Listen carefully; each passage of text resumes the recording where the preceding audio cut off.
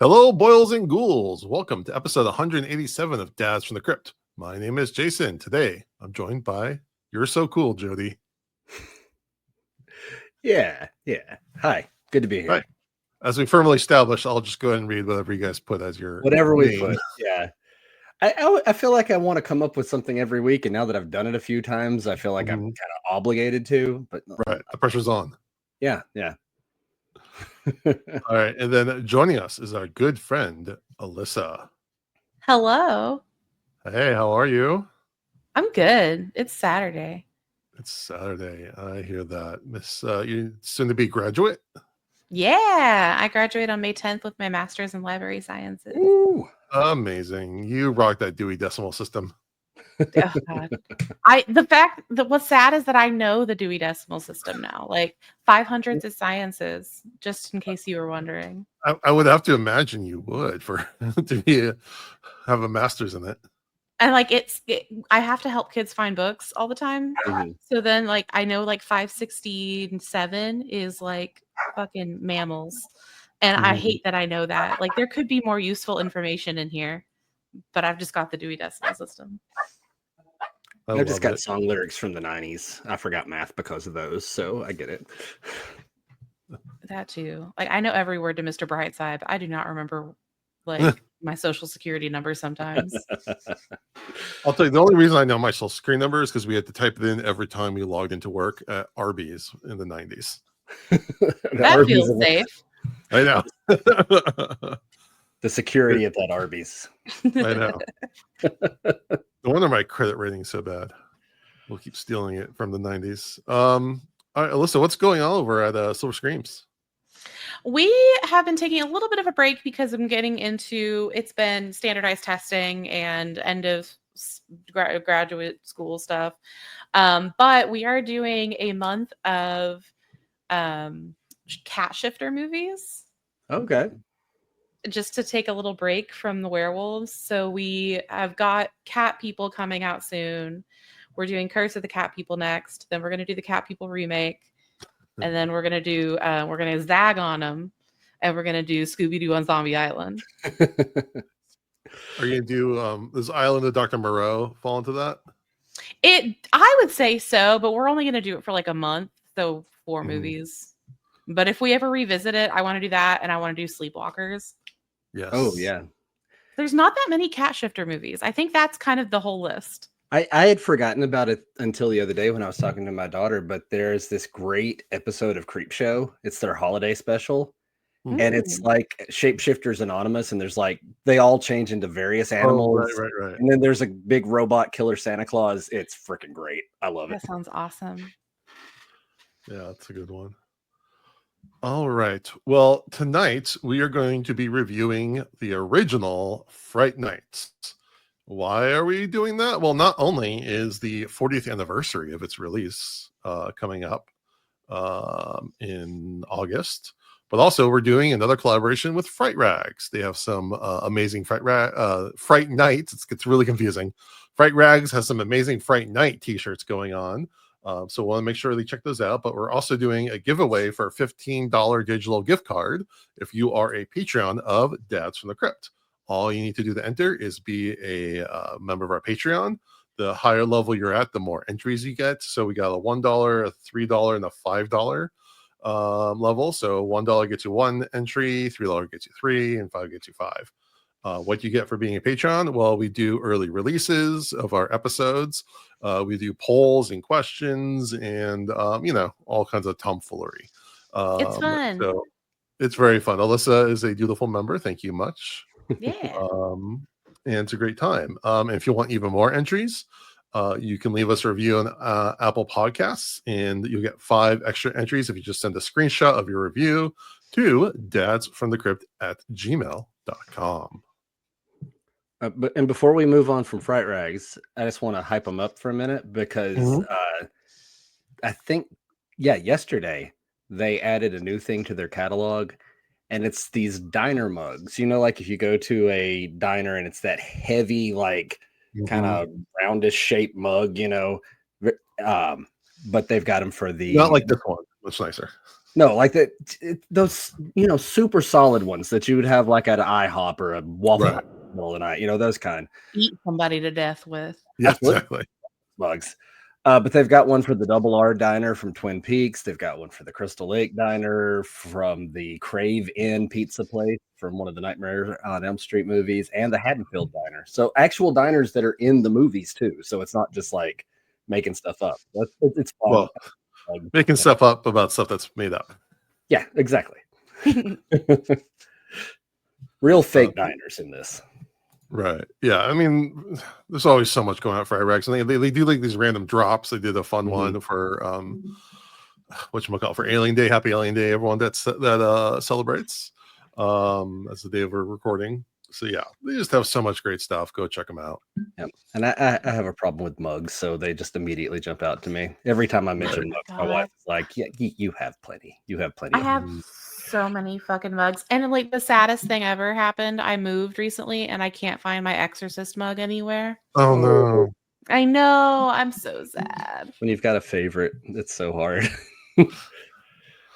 All right. Well, let's get into it. Jody, tell us about Fright Night.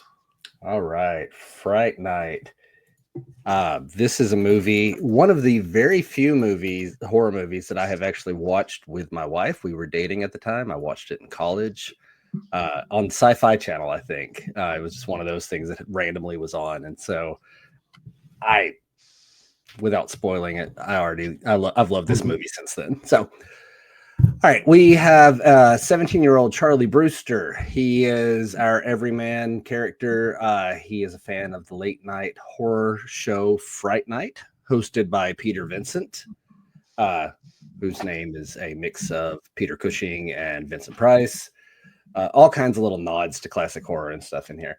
But one evening, Charlie is looking out his window after kind of starting to fool around with his girlfriend, but they don't get anywhere because Charlie gets distracted looking out the window and seeing his new neighbor, and his neighbor's partner, boyfriend. Yeah, there's some questions there. Manservant. Yeah, there's a lot. They have a complex relationship, but they're carrying what looks like a coffin, and so Charlie starts staring at that. He becomes more and more convinced that his neighbor Jerry Dandridge is a vampire. And one thing I give this movie credit for, they don't leave us wondering for very long. Jerry is absolutely a vampire. We find that out very early when Charlie is once again peeping out his window and he sees Jerry with a woman, and Jerry grows his big vampire teeth. Very clear. It's a vampire. We know that, and Charlie knows that, but nobody else believes him. His girlfriend, Amy, his best friend, Ed, who they call Evil Ed. He asks them for help. They don't believe him. He calls the police. They don't believe him. And then he goes to Mr. Peter Vincent, who, like I said, is a host of it's the horror host thing that they used to do where they show movies late at night and it would all be, horror movies and he'd talk between them. He used to be like in movies, like looking like Hammer type movies, that kind of thing. So he doesn't believe him either because he's just an actor. I'm trying to think where I'm at. Okay. So Charlie when he gets home, he finds out that his mom has invited Jerry into the house, the new neighbor. And because of that, that now means he has an invitation to enter the house whenever he feels like. Jerry is fully aware that Charlie knows who he is. So Jerry breaks into his house, attacks him in his room, throws him around, and tries to kill him, tries to push him out a window, but Charlie manages to stab a pencil through his hand in one of those really cool practical effects. And Jerry runs off, smashing his car in the process. So the next day, his friends come up with a plan to convince him that there is no vampire here. They call Peter Vincent, say, we want you to come and do a holy water test. It doesn't have to be real holy water. There's just going to be some tap water. Jerry, you drink the water. Charlie is convinced there's no vampires. We all move on with our lives. They do that, except for while they're there, Peter Vincent pulls out a little pocket mirror and he happens to notice Jerry does not have a reflection. And so now he knows that there is a vampire. and he drops his mirror, leaving a little shard on the floor that Jerry finds. Now Jerry knows that at least Peter and Charlie know he's a vampire, and so he goes around picking them off one by one, starting with Ed. He basically offers to Ed, I'm going to take you and you won't be bullied anymore. And so Ed willingly takes Jerry's invitation. And Jason, you know I love a toothy vampire. I've talked about it before. The more teeth, the better. And I love the look of Ed in this movie with all his fangs sticking out in every direction. I love Jerry's fully transformed vampire face, and then there's one other one later. But man, I love the look of Ed in this. And so he becomes a vampire. They run into a club, or Charlie and Amy run into a club to try to get away. And there, Jerry maybe shouldn't have been dancing with the 17-year-old girl. It's a little much. I don't like it. Yeah, no, this is vampire seduction. I don't count this as anything normal towards like seduction. He just bites her in the end. But either way, it is a little bit uncomfortable. But so he takes Amy, says, Charlie, if you want to see her alive, you need to come to my house, bring Peter Vincent. Meanwhile, Peter has encountered Ed, and he held up a cross to him. It burns X on his forehead, making his whole makeup thing look even cooler. And so now he's fully aware of what's happening. He believes in the vampires. They go and confront Jerry and his manservant. What's his name? Billy? Yeah, Billy. And they go and confront him, and Peter gets scared and runs away, and Charlie gets knocked out, and they take him up to where Amy is, and we can see that Amy has been transformed. She's in mid-transformation. She has her sharp teeth. Peter gets a little more courage and comes back, lets him out, and then they shoot Billy, not just once, but over and over and over again, because one shot was not enough to take him down. And Billy basically smokes and melts into a pile of goo. I'm not exactly sure what kind of creature he is, but I love the melting effect. Some kind of zombie something. I don't know. I have no idea what Billy is. But it is cool watching him melt. At this point, there's no one left but Charlie and Peter Vincent and Jerry. They continue to pursue him. At one point earlier, Peter Vincent couldn't hold up a cross to the vampire because he didn't have faith, but now he believes and he holds up the cross, and they put Jerry on the run, chase him around the house. He realizes it's morning, and so he flies down to his coffin. And while they are battling there, Charlie and Peter Vincent break all the windows of the basement, letting light in, ultimately causing him to explode. Yeah, it was cool. Oh, I miss something though. Before all the Jerry stuff, Ed makes an appearance, and he attacks and turns into a wolf, and Charlie accidentally stakes him through the heart, and we get another just really cool like reverse transformation scene as he changes back into a human and is left laying on the floor. So anyway, vampire's all dead. Everything's good. Peter gets his show back on TV, and he and Charlie or Amy and Charlie are watching him on TV. And it ends with Charlie seeing a little glimpse out of his window that there are some red eyes staring at him from the house next door. And then we see them more clearly later and hear Ed's laugh as he says a line that he said earlier in the movie, "You're so cool, Brewster," which is why I made my name that today. So, there we go. Thank you, Jody. Alyssa, you're our guest. You get to start us off. Tell us what you think about this movie. Okay. Before I talk about it, I am going to say I do like this movie. I do. I really like this movie. I think it's fun. I think the vampires are cool. I'm with Jody. More teeth, better. I'm a big fan of like the CW supernatural vampires for that reason. The whole thing with Amy and Jerry makes me deeply uncomfortable at this point in my life. When I was younger and I saw this movie, I didn't really give a shit. But now I'm like, oh, this is a little sus. And I think it has something to do with the fact that when I was younger, I really liked Twilight. Mm-hmm. And that's the same thing. It's a mystery age vampire going after a 16, 17-year-old girl. And it didn't bother me then, but it does bother me now that I'm a grown woman. It's a weird like, trope. It's a That weird it keeps trope. coming back. Yeah. And it's like his So lost love. He's like happens to have a tapestry of Yeah. like, but like, did you have to be weird about it and like assaulty? Like, it didn't sit right with me. The whole club scene made me really uncomfortable. But like overall, I really like this movie. I think it's fun. It's got some silliness. I love Peter Vincent. He's so dumb. And I care about that old man. And it just makes me want to see Joe Bob Briggs fight vampires. Yeah, it's a good movie. It just, I think that some parts of it didn't age super well. Yeah, that's fair. Yeah. Yeah, this is a movie I haven't seen. I haven't watched many times. It's just one of these that like you see lots of clips of, or you would just catch on TV. This is only the second time I can consciously remember watching it from start to finish. So it's never been like a favorite of mine. I definitely appreciate it. There's some things I really, really like. Again, the effects are so well done. Oh, stellar. It's like you said, that like melting where it's like done in reverse. So it's like a wax hand and they're like putting a blow jar on it, so it's melting, but they kind of do it. Yeah, it's so cool, very Hellraiser-esque.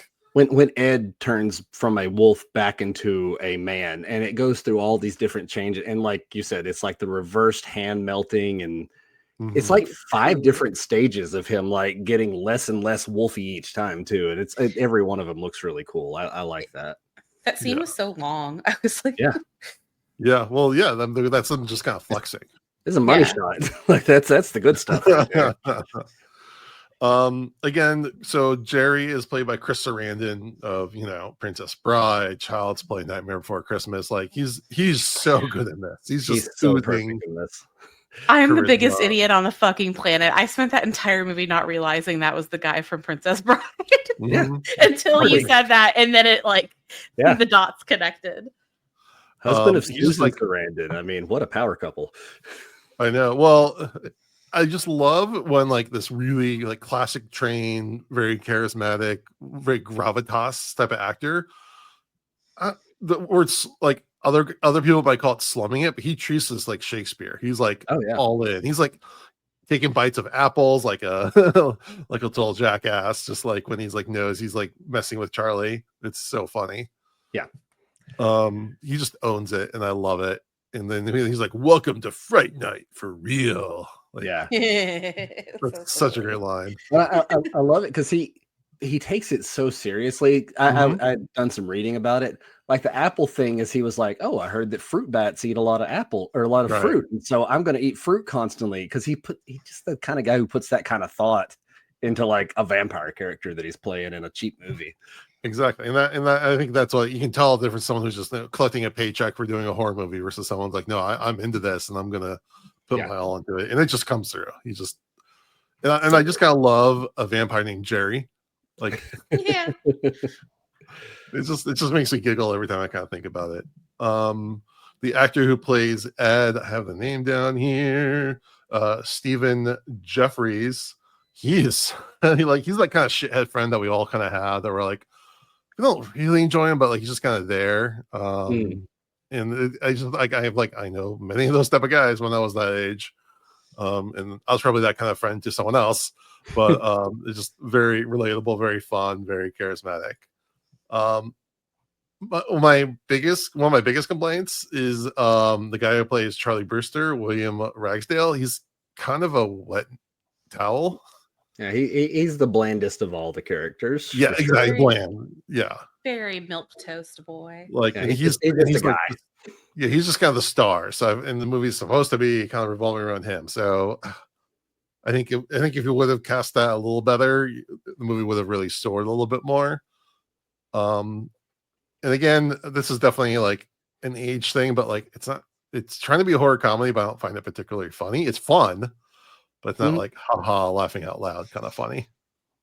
Yeah, no, I've never really thought of this as a comedy movie. Like it's a light horror movie though. Like it's kind of light in its tone, even though it's got some pretty cool gnarly stuff happening in it. Yeah, so I think having the main character kind of drag the movie down a little bit since he's the one that's in it the most, kind of makes it more of a B level as far as 80s horror movie goes. But I mean, it's one of those things where like there's some things that are really elevating it, and just a couple things are dragging it back. So this is also directed by Tom Holland. This is his first movie, which blows my mind because there's so much happening here with the effects, and you have child actors, and just like balancing tones and stuff. For a first-time director, it's really, really impressive. Mm-hmm. And so for those that don't know, he directed the first Child's Play. He did The Langoliers, Thinner. He directed 3 episodes of Tales from the Crypt, The Four-Side Triangle, Lover Come Hack to Me, King of the Road. He also wrote Psycho 2, which again, writing a sequel to one of the all-time like classic horror movies. And making it good. Yeah, and it's actually really good. It really is. I love Psycho 2 and 3, actually. They're very, very good. He also wrote Class of 1984 and Cloak and Dagger. And for those that haven't watched Cloak and Dagger, that was a movie somehow I had that on VHS. I think my parents got like on clearance or something. I watched the crap out of it. Like, I watched it so many times that like I'm afraid to watch it now because I don't want to ruin my memories. Class of 84 is really good too. What's up? Class of 84 is really good too. I hadn't watched it until a couple of years ago, but it's really like solid. I don't remember that, but like Roddy so McDowell's Dagger, if I remember correctly, there's like a kid who's like really into spy stuff to the point where he like has an imaginary friend who is like his spy. And he tries to solve some like espionage thing, and it gets really weird. But that's a great one. And then the girlfriend character, Amy, is played by Amanda Bierce. And speaking of being a dummy and not knowing who people are, she is the neighbor wife from Married with Children. Yep. Oh. Marcy. I think it's Darcy, yeah. And I'm like, oh, of course that is. But like, I never put that together until just now. Again, she's good, but she could be a little better. Peter Vincent is played by Roddy McDowell. Talk about a career. He was in like the OG Cleopatra, like the famous one with what's her name? Elizabeth Taylor. Thank you. Taylor, thank you. Notoriously like went over budget and just like crazy stories and stuff. He was like Overboard. He was like in the original Planet of the Apes and a ton of the sequels. He's also in this crazy movie that I saw this really big affinity for called Dirty Mary, Crazy Larry.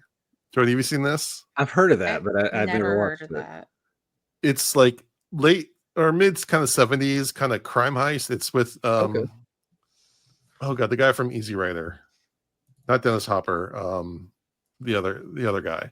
Well, it's kind of like it's basically a ton of just a bunch of there's like a robbery, and then this guy finds like a runaway, and they just kind of like go on a crime spree together. It's like all just car chases and like really cool car chases. And look up the trailer. This is a really funny. It's I love it when a movie has a song that they made for the movie with the name. Yeah. Oh, yeah. So there's like kind of like a bluesgrass song they made, like Dirty Mary, Crazy Larry. Like it's bizarre, but it's amazing. I highly recommend everyone check out the trailer. I looked up Roddy McDowell earlier. He started acting in 1938 as a child actor. Oh my god. Yeah. And then like in the 90s, he was still doing like voice acting and stuff for like Batman the animated series and Darkwing Duck. Like, what a career that guy had. Yeah. You mentioned the club scene, and you want to make it even more awkward. That is the same club that they filmed the famous Relax scene from Just So yeah, that place has seen some action. And then finally, kind of black light in that place. Oh god. All right, 2 more things I want to bring up. The score was actually really, really good. It's the same guy who did the Terminator. Tom Holland liked the score so much he decided he wanted that, and I just love like a good synthy 80s score. And then finally, I think one of the biggest lasting impressions or icons of this movie is the poster. That poster scared the crap out of me when I was a kid, just seeing it in the video store. Poster. It's so freaking cool. And it's one of those things that like when you look at it, the closer you look at it, the more detail you find. Mm-hmm. because you see like that big like teethy grin, but you don't real. But then there's like all this like a mist and stuff emanating from it. You don't realize that those are actually like faces and ghouls and stuff. And then there's a house, and you can actually look closely. You can see someone standing in it. This is definitely a poster worth like finding a high res version and looking at all the details. Yeah, I think it's one of those things where I think this movie became so popular because that poster on the VHS cover is so evocative. It's truly like it's an iconic poster. It's one of those ones that I recognize before I ever even watched the movie. Exactly. Oh, yeah. So it's one of those things that like I'm sure the movie did fine at the box office. I don't have those numbers in front of me, but I think it became people just start renting it more and more because they saw the VHS and they just stuck out to them. And what's even funnier is, again, according to IMDb, the prosthetic that they had Amy wear when she turns into a vampire with a huge teethy grin, was like a last minute thing that the guy, like Tom Holland, asked one of the effects guys, "Can you do this thing for me?" He's like, "I can do it over the weekend as long as you don't show it for too long. So it doesn't have to be super detailed. Just make it a quick shot, and I'll just make it enough to flash on screen for a scare." And if you watch the movie, it's in there a lot, and it's used for like the cover poster, this iconic cover poster. So, like, I did a great job. I love the reveal of Amy's final vampire form because she's turned away from Charlie, acting like she's crying, like, "Oh, how could you let this happen to me? You said you'd protect me." And then he can't see it, but the audience can. And she drops her hands, and you see that face before she turns around and attacks. It's such a great reveal with that incredible makeup. Yeah. All right, Jody. Now that we've kind of critiqued this movie, why don't you go gush about it? Yeah, no, this, like I said, this is a movie that I have great nostalgia for. One of my favorite things about this is that it really does like combine like all the classic vampire tropes and modernizes them. But there's so many like new takes on the vampire, like, oh well, in this vampire, the holy water and the crosses wouldn't work, or the garlic. No, this is like your straight up traditional vampire all the way through, but it's also very modern too with the way that it all comes together. So I love that. I fell in love with monsters before I was ever a horror fan as a little kid in the school library, like picking up books about vampires and stuff. So like, I like that this doesn't like change the rules. It just kind of updates the setting. The effects in this are incredible. Like, I mean, as far as like practical effects go, this is about as good as it gets outside of some like Tom Savini slasher stuff. Like, it is fantastic. Well, looks incredible every time. Those are like those different kind of effects. Those are like real, quote, realistic, like gore effects, or these are like fantastical. Right. It's about as good as it gets, though, I think. But between the melting scene and all of the different vampire forms and Ed's transformation, like this all so good. So many cool things to watch. It's a goopy movie. It is very goopy. Yeah, a lot of melting and exploding and wet bat vampire dog things. Yeah, and even like as they're like turning, they like start sweating profusely. Yeah. I'm like, y'all need to y'all good? And I love you need a cold plunge. You all right? I love that there's so many different forms too, because there's like transitional forms before you get the full version. Like Amy has like 3 different vampire versions before you see her final like giant tooth one. Jerry's got the same thing. Jerry's got multiple like levels of vampire, and it's really cool. I love Chris Sarandon as Jerry. I think he is a fantastic vampire. He's got that seductiveness, but also he can be very scary in the scary scenes. I like the rest of the cast. I think Amy's fine. Like I said, Charlie is kind of nothing, like he's just there, but I understand probably what they were going for is by not giving him too much personality, he could be the audience stand-in, but whatever. I can look past Charlie though, because like Ed has got more personality than just about anybody. I love Roddy McDowall as Peter Vincent. I I read that this was originally like written for Vincent Price to take the role, but he had kind of stopped doing horror at the time. As much as I love Vincent Price, I don't want to see anybody other than Roddy McDowall in this role, personally. Yeah. I think it would have been a bit too It would have been weird. different. Yeah. This is like very off topic, but every time I think about Vincent Price, I think about the first thing I ever saw him in was an animated film called The Thief and the Cobbler. Oh yeah. And so like I knew his voice before I knew who he was because I watched that movie like obsessively as a kid. I don't know. Vincent Price, he's cool. My first Vincent Price was probably Edward Scissorhands before I actually got into horror movies. But anyway, I feel like this is kind of one of those lightning in a bottle movies where you just happen to have so many good things come together between the soundtrack, the direction, the acting, the effects. Like it's just it's the best of a lot of things. And outside of the nostalgia side of it, it's a very solid vampire movie. I'm not a huge vampire fan. Like that's not my genre, but this version of it is. And I really enjoyed that. And I always do. Every time I watch this movie, it's just the warm fuzzies. I always think that the guy who's doing Evil Ed is doing trying to do a Bill Paxton impersonation. I can see that. Yeah. I'm sure in the 80s, I don't remember exactly which came first or anything, but he seems very Bill Paxton-y. Yeah. The only other big thing or big quote unquote thing he was in 976 Evil, which is why he never made it back in Fright Night 2, which is a pretty crappy movie, but it's fun. Yeah. Okay. I have questions. Tell me about Fright Night 2, because it does have the guy who plays Charlie Brewster and Peter Vincent.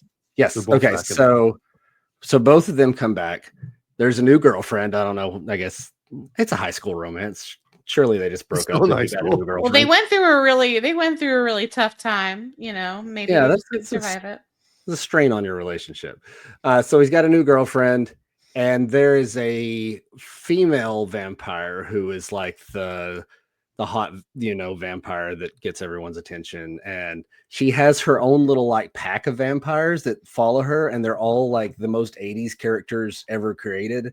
One of them is this vampire with long, like curly hair, and he attacks like on roller skates at one point in the movie. He's like those scary guys from the Return to Oz. The Wheelers. Yeah. It's not as good as this one, but it still is a lot of fun. I would recommend seeking it out if you haven't seen it. It's got another one of those great posters too. It's like this pure white poster that you can just see like vampire teeth and eyes and stuff. Very cool. But yeah, no, definitely Fright Night 2 is worth watching, I think. Question. So the whole thing about like the cross only works if you believe, is that canonical? Because I can't remember ever hearing that before.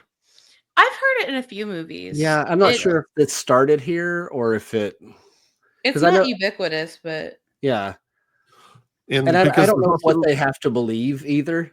Like that it'll work. Yeah, I think that's all it is believe like in the power of it working.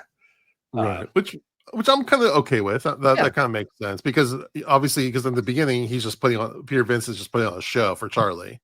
Yeah. So it makes sense. So I guess does that apply to the holy water? Because there's a part where Peter Vincent gives Jerry holy water when he's trying to like put on a show for Charlie, but they never say like the reason why that didn't work, because he would. No, it's just tap water. Yeah, he said so he was lying when he said it was holy water. Yeah, because they said when they were talking on the phone with him, you were like, "Oh, it'll just be tap water."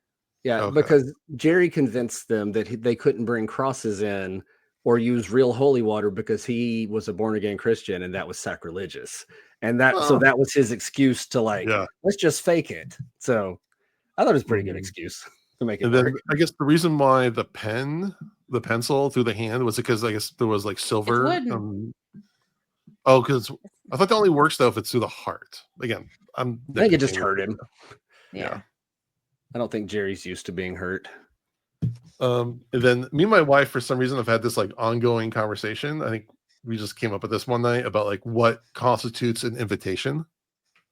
Like if I send someone like one of those Evites, is that to a vampire? Does that like work, or can you uninvite someone? I have wondered people that. In True Blood, you can. because she was like, I revoked my invitation, and he got like whoop out of her door. Because yeah, the mother like invites him over for her Bloody Mary, which I thought was a funny touch. Yeah. But yeah, like does it like do you have to invite like does it invite like last indefinitely? If it's not your house, but you happen to be like if you're there temporarily, if you're staying like a night, like who gets to give the invites and who doesn't? Like if you stay in an Airbnb from that point on, can you keep on coming back to that place to hunt? Can you please write a movie about that? Because that sounds interesting. That is, I kind of like that idea. It's a good concept. You got the invitation. Trademark. Yeah. No, everyone forget about that. That I didn't say that. Write this down. Yeah, I kind of want to see a movie like this where someone thinks that their neighbor might be a vampire, but like you kind of string them along, like from kind of like Kiss. Was it Kiss of a Vampire with Nick Cage? Oh yeah, where he's like thinks he might be a vampire. Vampire's Kiss. Yeah. That'd be kind of cool. Like, see if you can gaslight someone into thinking you're a vampire. Like, I don't know. That's or maybe like that's like a Tales from the Crypt kind of thing. Yeah. I think that's kind of interesting. So it's because the first half of the movie is kind of like Jerry gaslighting everyone around Charlie, which is fun, and then it turns into this like big effects vampire movie, which is also really fun. So it's kind of like two halves of a movie. I like that when Jerry's gaslighting, we know, like we know very clearly. There's no mystery for us. We are fully aware that he's a vampire the whole time, and I think that's kind of a fun way of playing with that. Yeah, it really is. And again, I can't. Oh, sorry. Go ahead. I said I'm just still shocked that they gave this much money for this amount of effects and this caliber of stars to a first-time director for this. Like, it's a good script. Don't get me wrong, but like but on the pitch, you're like, oh, teenager meets a vampire, like his vampire neighbor. It's just amazing that this is the 80s where they kind of did that stuff, and I love it. Well, it's said that domestically it made the most of any horror film in the summer of '85. So obviously, like, it was a big success. Their gamble paid off. Good for them. It's a fun movie. It's very fun. And like, Jerry and Billy were dating, right? I mean, I'm not you are right. The director has said that there was subtext there, like that was there.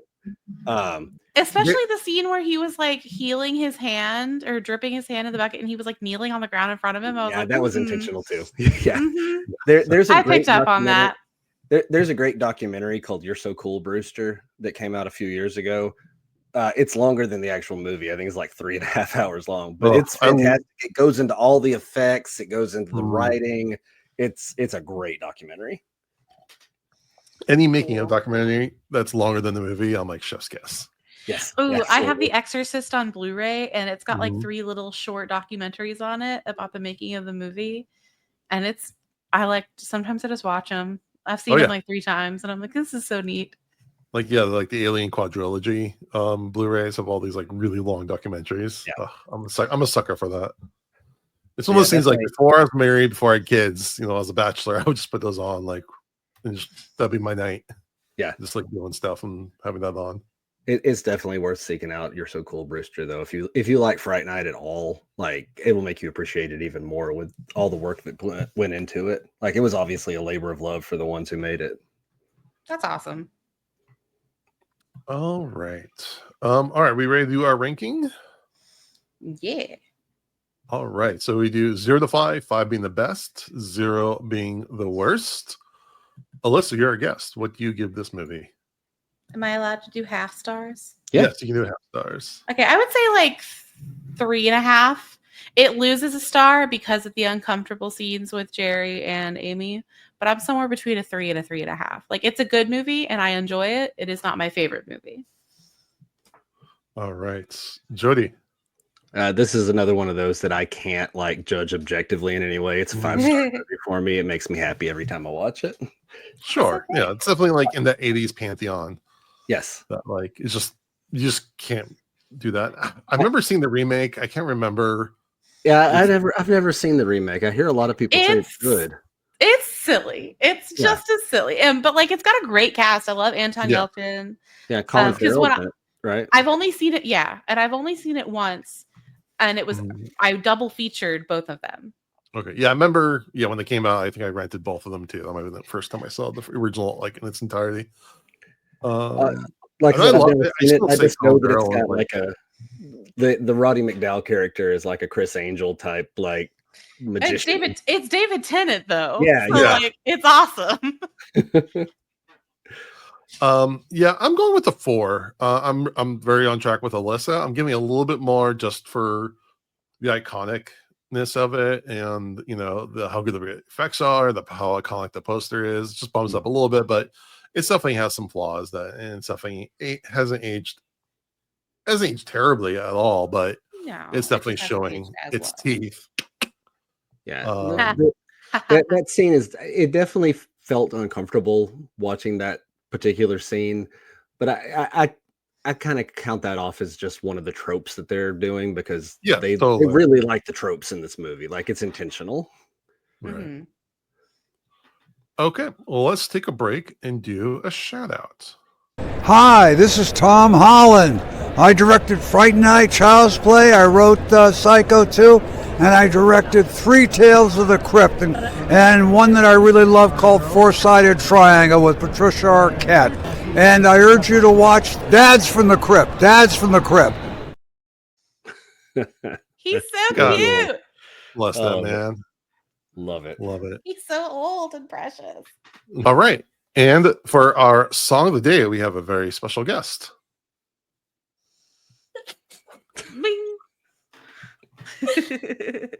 Okay. So since we are doing a movie about vampires, I was thinking of, and I spent a lot of time with Nora today. We went to Horror Vibes Coffee in LA.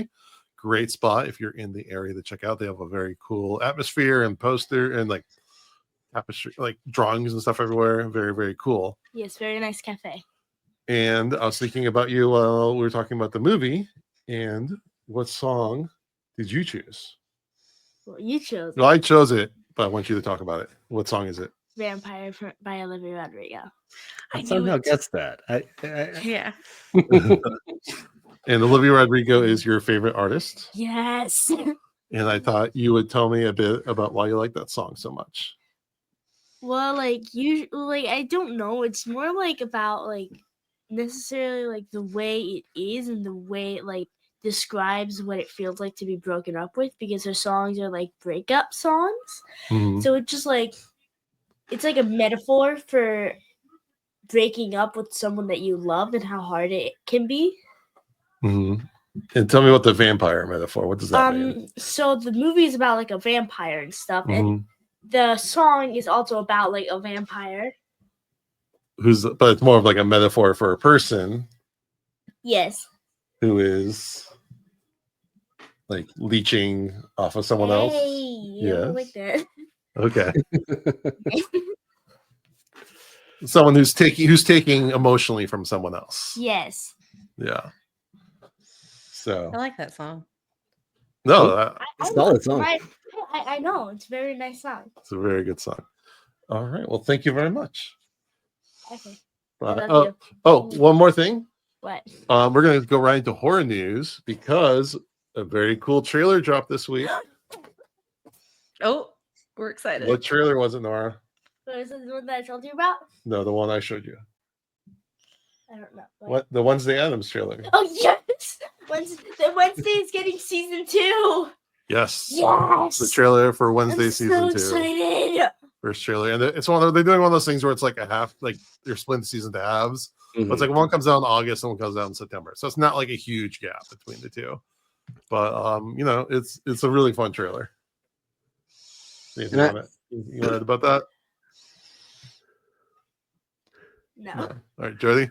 Yeah, I had read that this new season of Wednesday too, they're going to lean a little more into the horror side of things. Mm-hmm. And they mentioned there will be an episode with a ton of slasher references for one episode, and then another episode with a bunch of references to other movies. So yeah, I enjoyed the first season. I'm excited for a new one. Oh, I really like that. That seeing the trailer with the dolls, it was really well done. All right. Well, thank you very much. All right. Bye. Mwah. Mwah. Okay. Bye. Bye. All right, Jody, what other horror news do you have? All right. First, we'll talk about releases. Since I wasn't here for the last episode, I might repeat a few things. But Sinners. No, we pretty much skipped. So go ahead.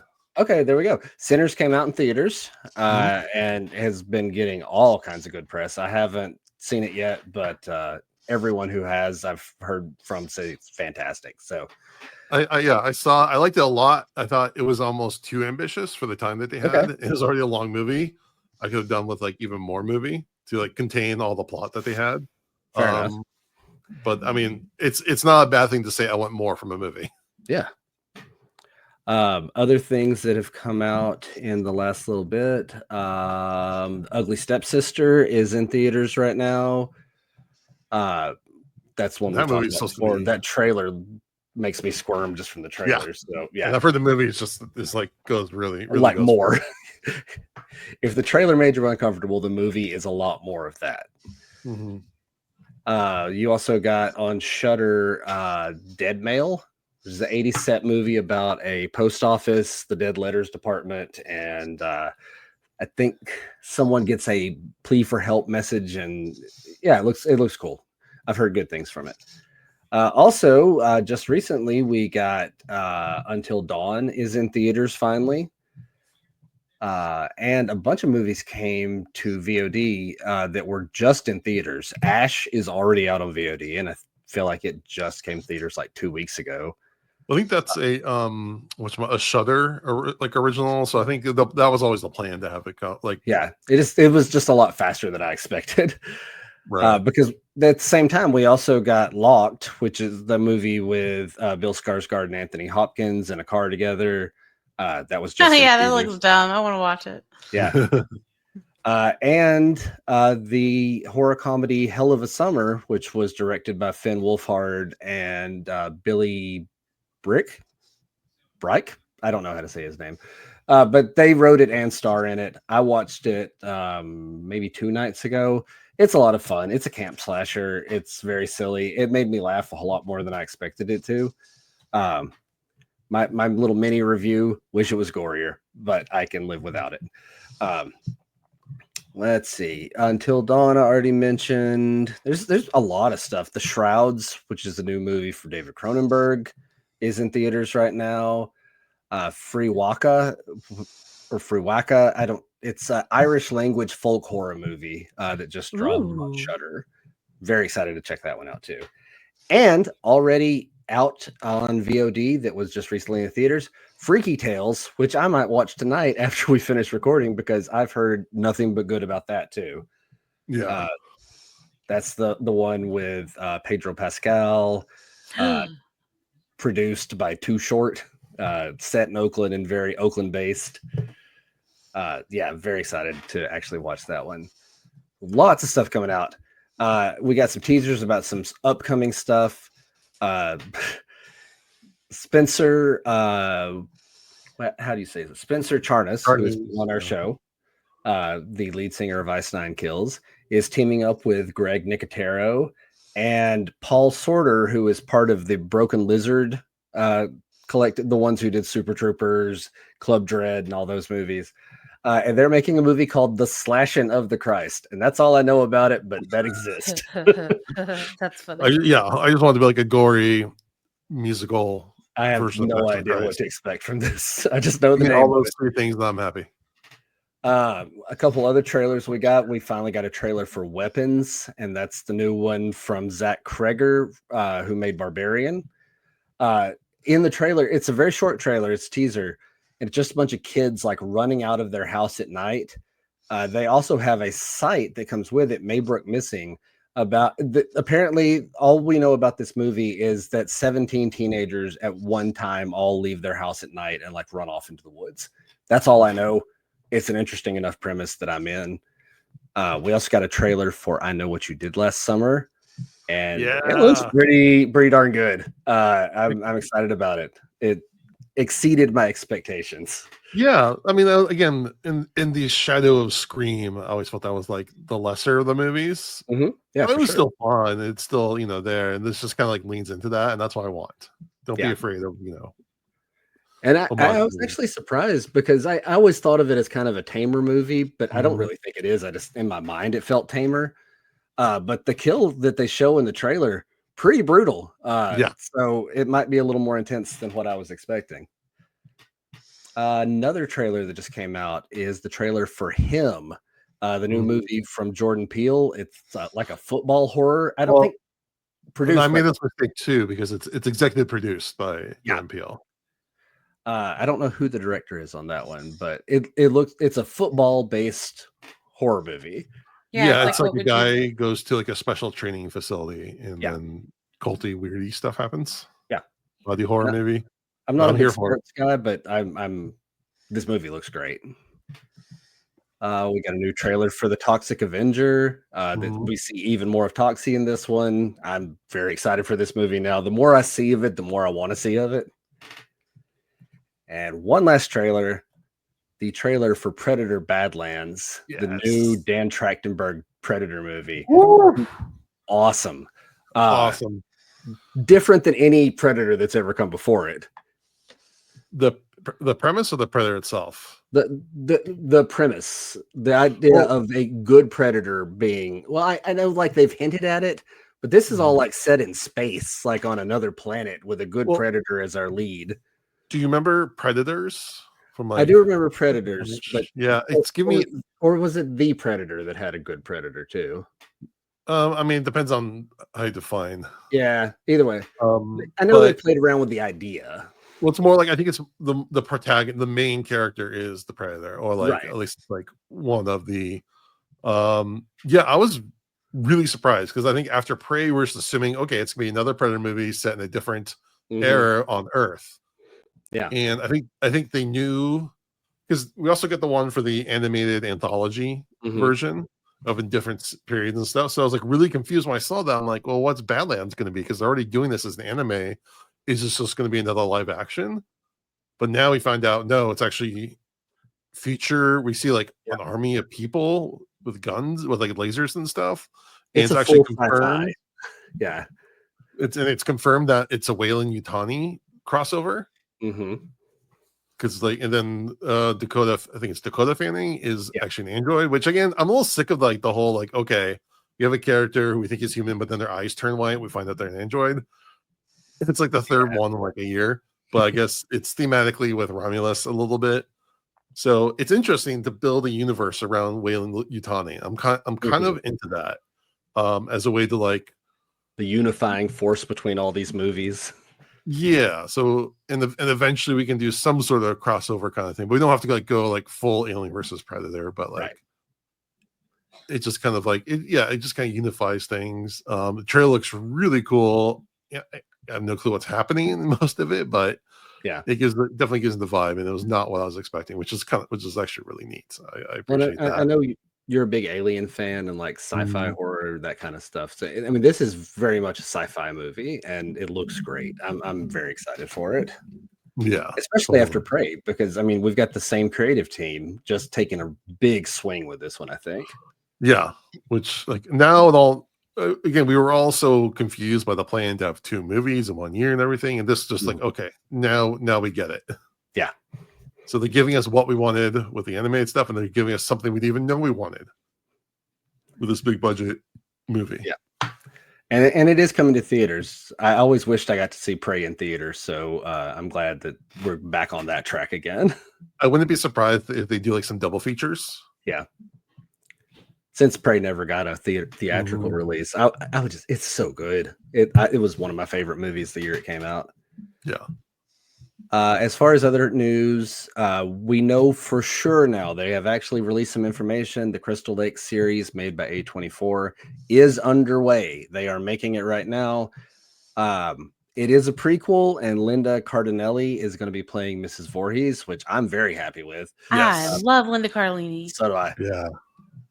I think that's gonna be I mean, it could be. I mean, there's many ways it could go wrong, but I think they're really hitting on something there. Well, and they are saying things like, you know, make sure get your machetes ready. Like they're not gonna just do like no Jason in it. Like there will be blood. There will be. It's based on a slasher. There has to be some slashing to make me fully happy with it. The last piece of news I have, they've announced a lot of the cast for Ready or Not 2, which has the perfect name of Ready or Not, Here I Come. Oh, that's so good. The cast alongside Samara Weaving, who will be back. Catherine Newton is going to be in it. Sarah Michelle Gellar. Oh, excellent. Elijah Wood. Oh. And David Cronenberg.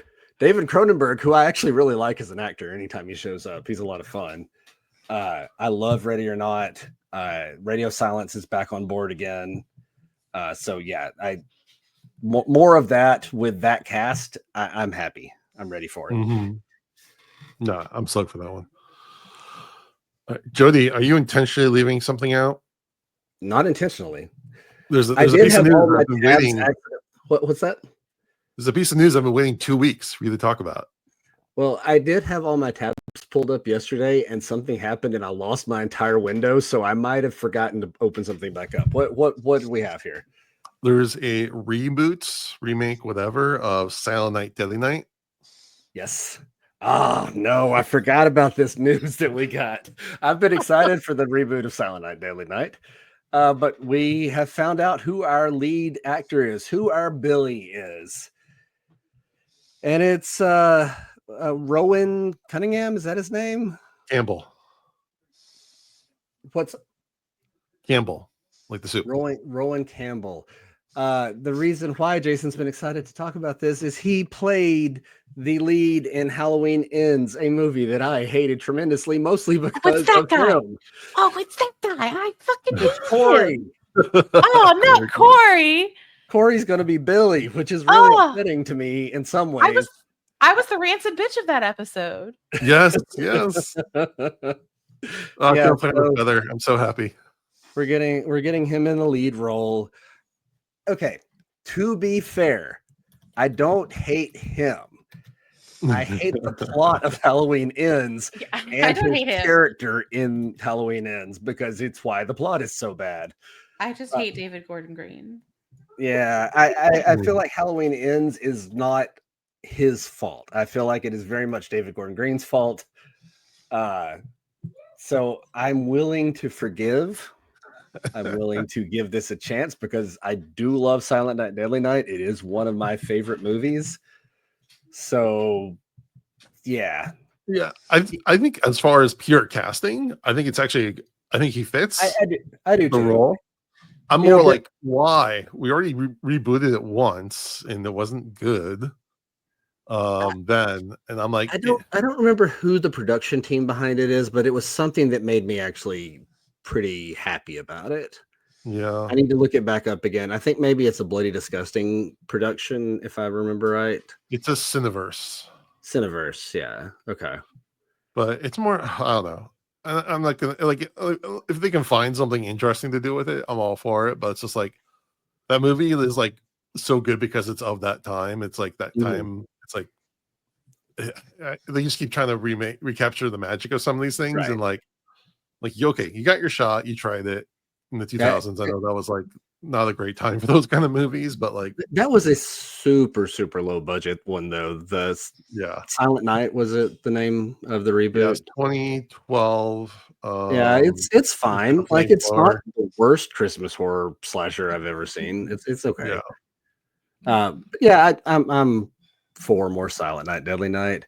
And I would love if it's one of those ones where they actually include like stuff from all the sequels and somehow like into one movie. The most like insane Garbage Day, Brian Usna stuff. Yeah.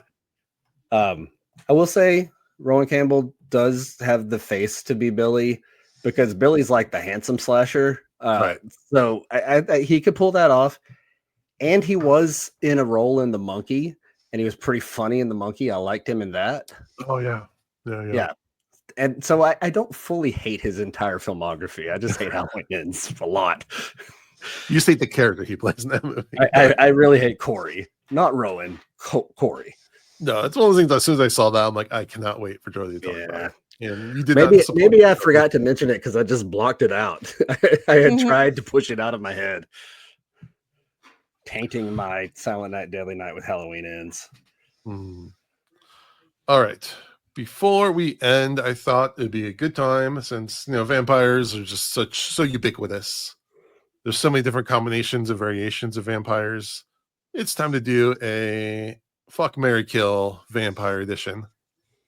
And I got some suggestions from Alyssa and from our good friend Whitney. So we're going to do a couple of those, and I came up with one to do as well. So the first one, and I'm not going to be very good at this one, so Alyssa's going to help me. Okay, so we have Vampire Lestat as played by Tom Cruise. Okay. Vampire Lestat as played by Stuart Townsend. Yeah. And Vampire Lestat as played by Sam Reed. Yeah. I'm aware of Queen of the Damned. I don't think I've seen the whole thing, and I haven't seen the TV show. So the TV show is phenomenal. I heard great things. It's so good. There's so much to watch. Yeah. No, all I know about Queen of the Damned is that Aaliyah was in it. Right. It's not a good movie, but Aaliyah's in it.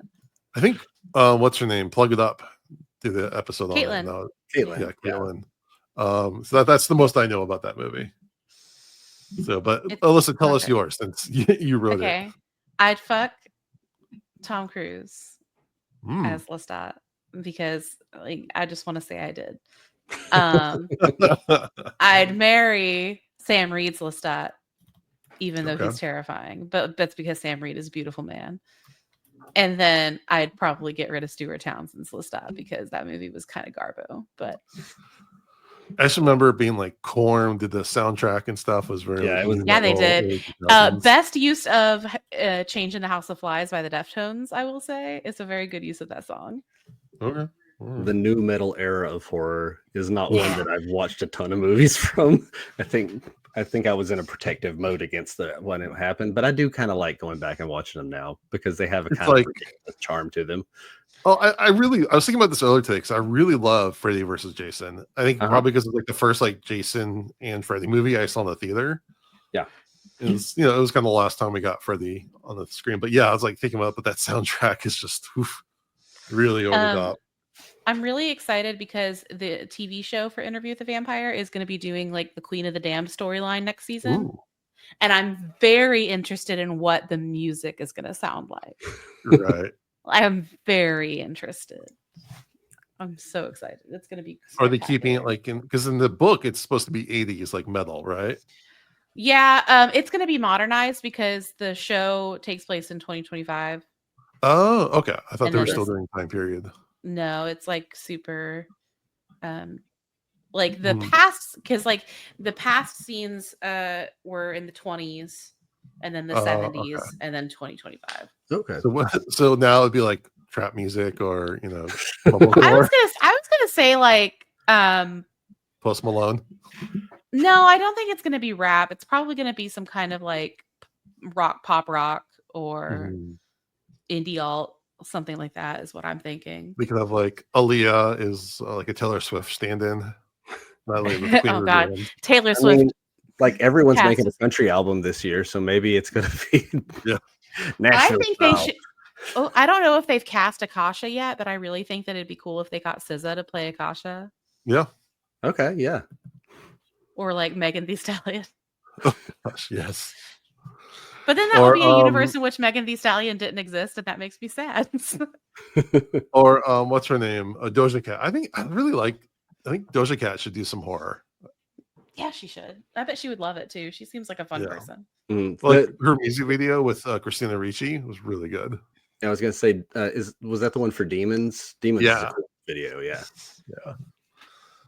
Okay. The next one is David from the Lost Boys, Laszlo from What We Do in the Shadows, and Edward from Twilight. Ooh. I know.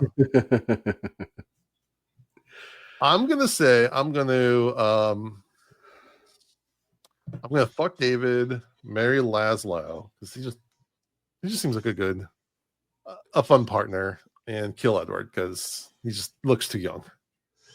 Yeah, I'm killing Edward, but I'm gonna reverse those two because on What We Do in the Shadows, Laszlo is apparently a very creative and entertaining lover, so I'll put him into that position.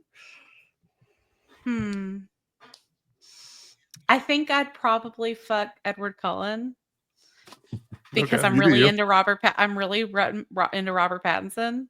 I guess Fair. is it like I'm is it not Robert Pattinson immune. now or Robert Pattinson from like when the Twilight movies came out? Because that's like Robert Pattinson now, like current Robert Pattinson. I'm into that.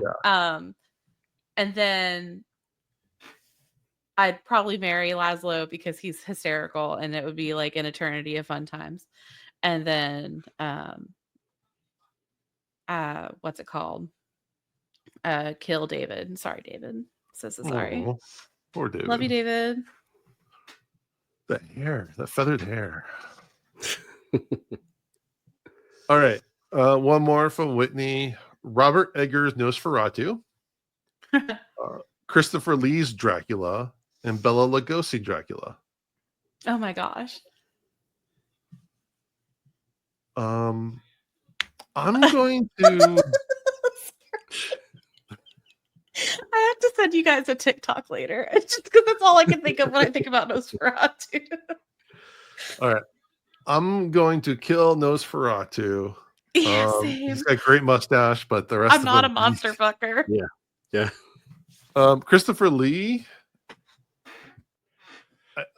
He's just so piercing. I could just look at that forever. So I want to marry that. And then I would fuck Bela Lugosi because it's fucking Bela Lugosi. I think I would say the same. Yeah, I'm right there with you. We're hive-minded on this one. Okay. And this is mine that I came up with. Okay. Nosferatu original. Okay. Nosferatu modern remake. Or Peter from What We Do in the Shadows. Who's like another Peter. Sorry. Who's another Nosferatu. Oh, That's a man. Nosferatu Menage a Trois. Okay. I'm going to still kill Robert Eggers' Nosferatu. He's just too nasty for me. I'm so sorry. I'm going to marry original Nosferatu because he'll be quiet and let me talk all the time. And then I'm gonna go to Pound Town with Peter and let him hiss at me. All right, Jody. Yeah, I think I'm right there. Robert Eggers' Nosferatu has got to go. He's great, but he's great, gross. but upsetting. Unpleasant to the eyes and face. Yeah. Man, though, yeah, it gets tricky. I think I'd want to spend more time with Peter. Actually, Yeah, that's my lifelong commitment. Other Nosferatu can come and go, but yeah. Literally. Sorry, Robert Eggers. You're still getting them mixed up. you won't do the dishes man. though. Yeah. Yeah, I'm kind of torn. I think definitely. Okay, you know what? I'm going to give Nosferatu remake some love. I think I can fix him. I'll marry him. Give him a bath. We can brush each other's beards and mustaches. I'm sorry, Peter, but you're just too old and you're at the end, so I'm just going to kill you off. And then, I'll fuck Nosferatu. He's like the most like agile of all of them, so I think he like built it in the most positions, most limber. Yeah.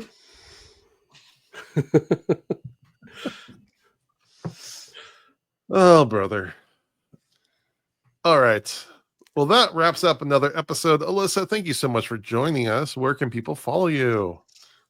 We have a Twitter, but we don't use it anymore because reasons. We are on Instagram at Silver Screen Pod, and we are on Blue Sky as Silver Screen. All right. Next week we'll be back to our Black Mirror reviews, so come check those out.